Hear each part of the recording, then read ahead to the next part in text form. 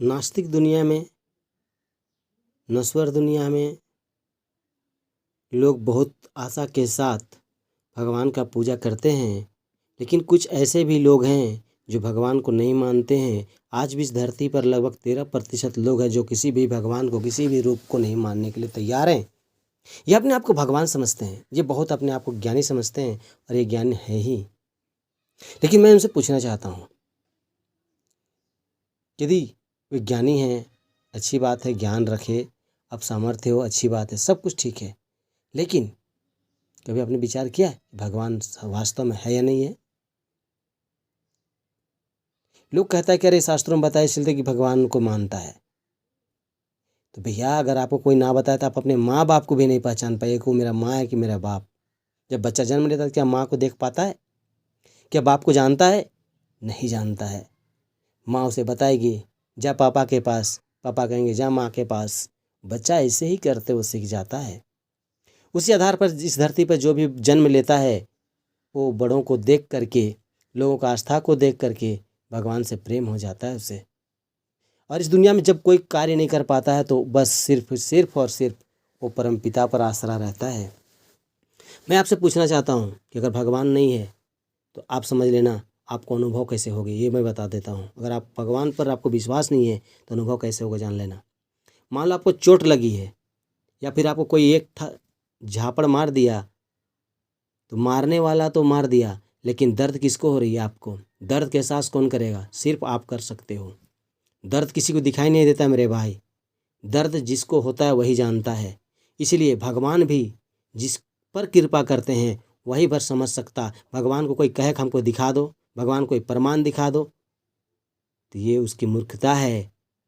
वो अपने आप को बहुत ज्ञानी समझता है, और जो भक्ति करते हैं वो लोग मूर्ख हैं क्या?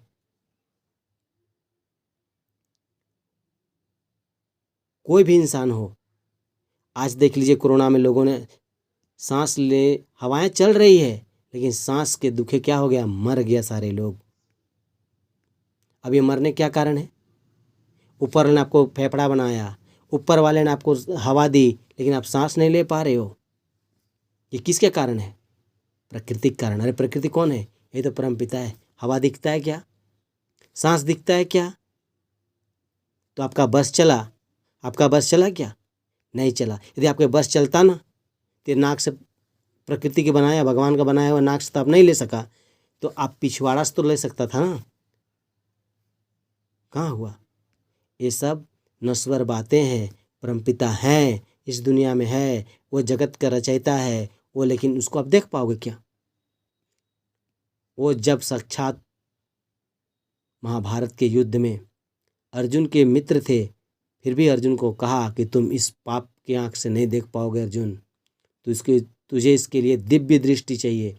और भगवान ने उसे दिव्य दृष्टि प्रदान किया, तब जाकर उसका रूप देख पाया। तो आप क्या देख पाओगे? बस ये अनुभव करो कि वो इतना बड़ा है कि उसके दो आंखें, एक सूर्य और एक चंद्र है। तो सोचो, जब जिसका सूर्य एक आंख हो और जिसका दूसरा आंख चंद्र हो, तो उसका विशाल शरीर क्या होगा, उसका आकार क्या होगा? जो निराकार है मेरे भाई, आपको भगवान है मानना होगा।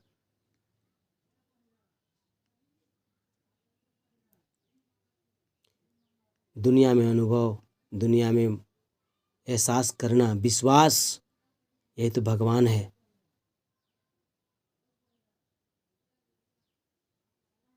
आप कहते हैं कि भगवान नहीं है, आप कहते हैं कि भगवान को दिखाओ, आप कहते हैं कि भगवान को कैसे पहचाने। ये तो आपकी बुद्धिमत्ता है, आपका ज्ञान है, आपका घमंड है, इसलिए आप इस तरह की बातें करते हैं।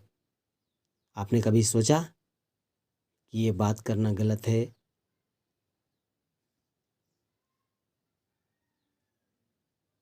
जिस चीज़ को आप नहीं देख सकते, सिर्फ अनुभव कर सकते हैं, समझ लेना वही भगवान का कृपा है, वही अनुभव है।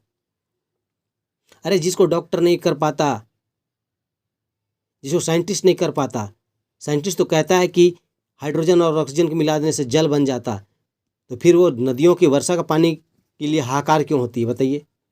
अभी वर्षा हो रही है तब ठीक है, जैसे वर्षा गया, मार्च अप्रैल आया, पानी के लिए लोग लाइन लगे रहते हैं, एक नल के पीछे, कुआं के पीछे, उस समय वो हाइड्रोजन और ऑक्सीजन मिला के क्यों जल नहीं बना देता।